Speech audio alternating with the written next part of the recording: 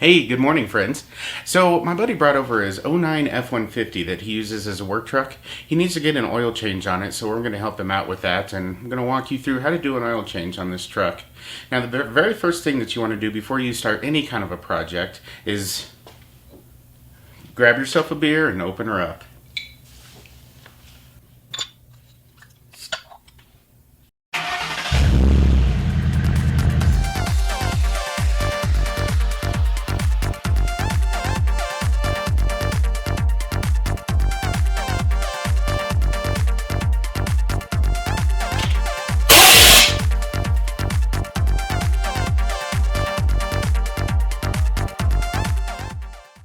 Hey guys, I just want to go over a couple quick things before we get started. Now, you can take it to a shop or do it yourself. My opinion is to always do it yourself. When you go to one of those budget oil change places, they're probably going to give you junk oil and junk filters. When you do it yourself, you're able to control the quality that you're putting into your car. And your car is a major investment, so you really want to take care of it. Another couple of more advantages to changing the oil yourself is you're going to get to know your car a little bit better. You'll be able to get underneath and see if anything's leaking, look and see if anything's broken before it becomes a bigger issue. You also get to choose your own time. You can change your oil whenever you want and not have to abide by a schedule of another shop or go wait for a couple hours in a waiting room. And of course, your personal satisfaction. There's no price you can put on that.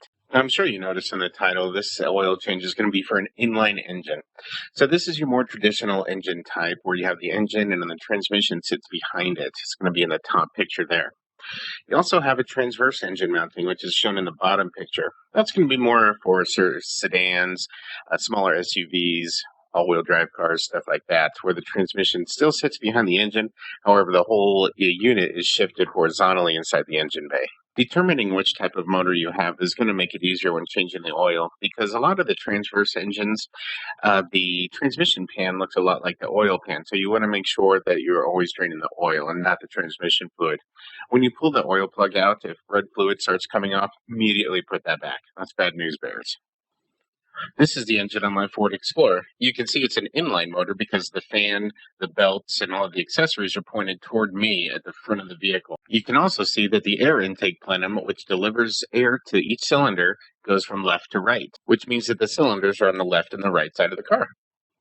And this is my wife's car, a Ford EcoSport. You can see on this one that the belts and accessories and everything are pointed toward the passenger side of the vehicle or the left side when you're looking at it. You can also see on here that the air intake plenum goes from front to back, which means that the cylinders are on the front side and the back side of this motor, so it's going to be transverse.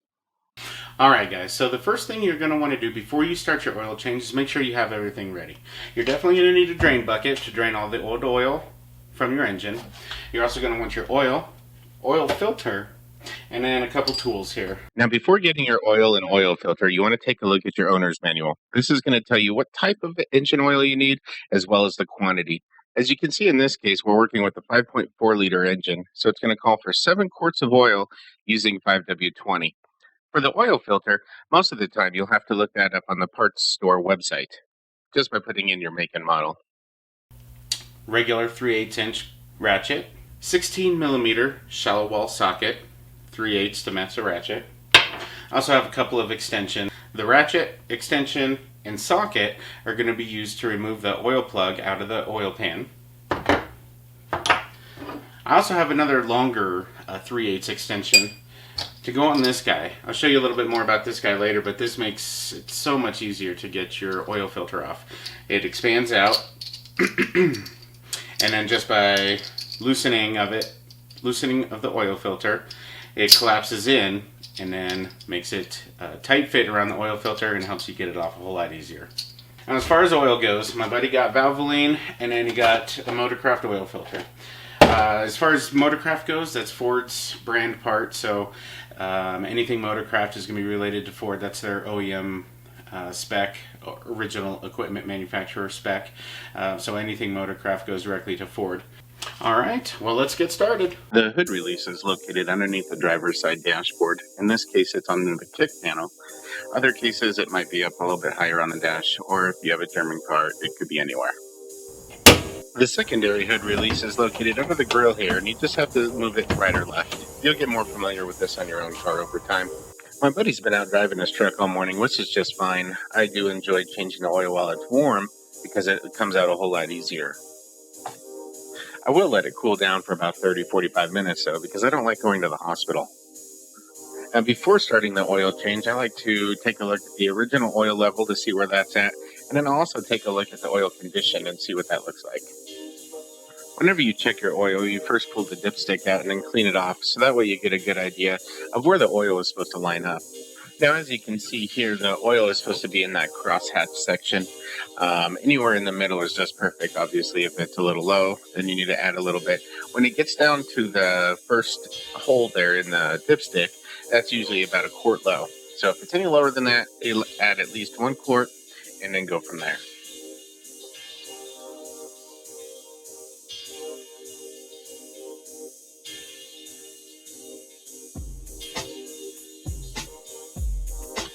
Now, when you pull the dipstick out the second time, hold it to where the tip is facing down. That way the oil won't run up the dipstick and give you a false reading. This oil level is perfect, right in the middle of where it's supposed to be. Now, you can also see by the tint that it's still pretty translucent, which is perfect. That means that the oil filter is working and the engine is running clean.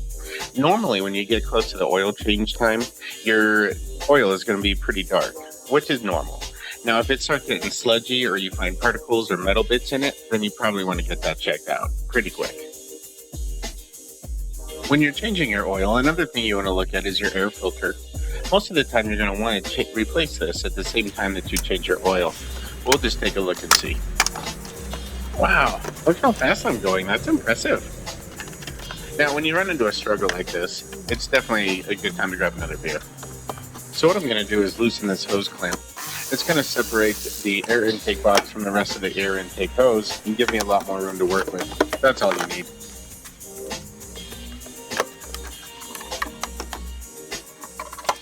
I always recommend replacing your air filter at the same time you do an oil change. However, looking at this one, it looks pretty good. What you want to do is hold it up to the light and see if you see any light shining through. If you do, that's a good sign, and you can skip this one.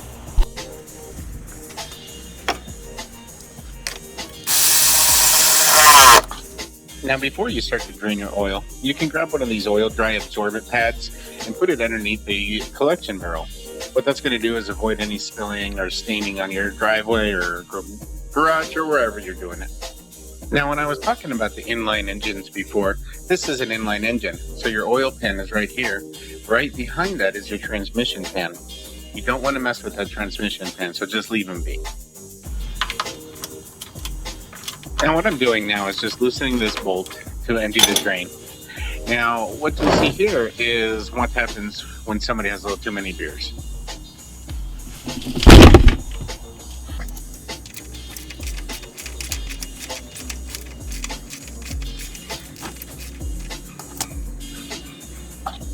Now, once all the oil is drained out and there's just a couple drips coming out, go ahead and put the plug back in and tighten her back up. Now, you don't need to go overly tight on this, but you need to make sure that you get it snug. I put a little extra force on this just because of the angle I was at.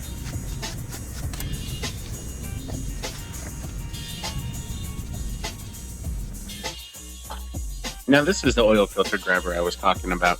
I just picked this up at Home Depot, and like I say, what it does is it goes around the oil filter and allows you to use the standard ratchet wrench just to unloosen your oil filter. Oil filter is going to be pretty tricky to find sometimes.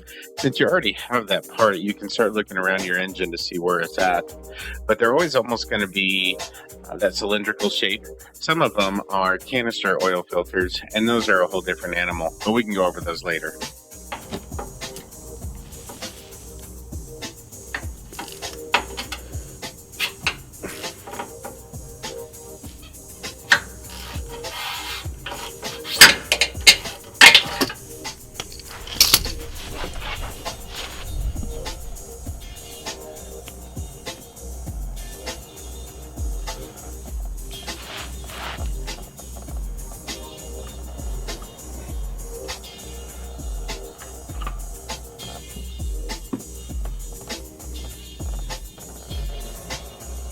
Alright, so the new oil filter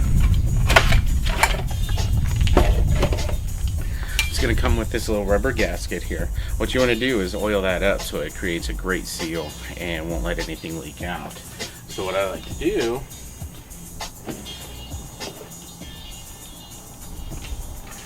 is grab some oil, go around the oil filter just like that. Now before putting the new oil filter on, you want to match it up to the old one. As you can see here, there's quite a size difference, however the seals line up, which is great. This smaller filter is probably something you would find at a budget oil change place.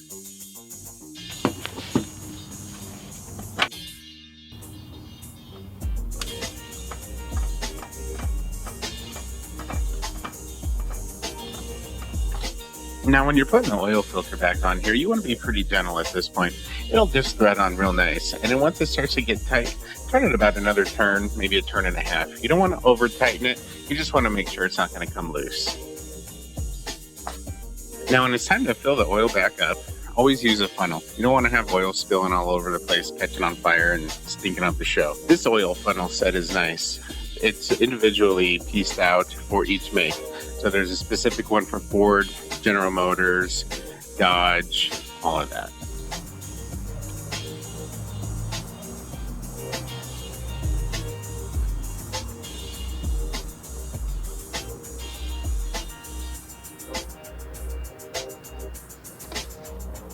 Now we have 2 gallons of oil here, but we only need to put in 7 quarts. So we're going to leave 3 quarts left over. And once we put in our 7 quarts, we're going to check our oil level now.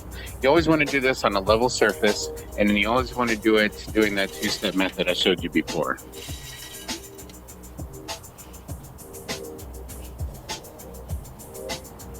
After all your levels are good, what you want to do is go ahead and start up the motor. Just let it run long enough for the oil pressure gauge to come back up or for the oil light to go off. What that's going to do is allow the motor to circulate all of the new oil through the motor and make sure everything is good, and shut it right off. Then go ahead and check your oil level again and make sure all is good. After you've checked the level and all is good, now you just want to let the engine run, check for any leaks or anything that wasn't there before. This is the best feeling right now, knowing that there's no leaks and all is good. The last step is just resetting the oil change reminder. On Fords, it's pretty easy because you can just follow the steps on the dashboard. However, with other makes, it just depends on what you have. You can find the directions to that in your owner's manual or by a quick internet search. Hey guys, just a couple things I wanted to finish up with. I purposely stayed away from different types of motor oils and stuff like that because there are so many videos and everything out there for you to choose from. All sorts of different tests and everything trying to tell you which one is the best. Really, it's up to you. You know, generally speaking, the lower the price of the oil, the lower the quality is going to be, but that's not always true. You just kind of have to, do your research and go from there. Now, I like using Royal Purple. I've had really good luck with that, and it's a little insurance policy kind of to let me go a little bit longer on an oil change if I need to, but overall, I just feel like it's a really good product. It's probably just a marketing scheme, but it worked. That's what I use. I also want to apologize for the audio quality and the voiceover on this video. I'm working on it right now, so rest assured, it'll be fixed in the near future. Please leave your comments down below. I'm going to check them regularly so I'm able to respond back to you as soon as I can. Also, please don't forget to hit that subscribe button so you'll be the first to know whenever a new video comes out. Thank you guys so much for watching, and I hope you have a blessed day.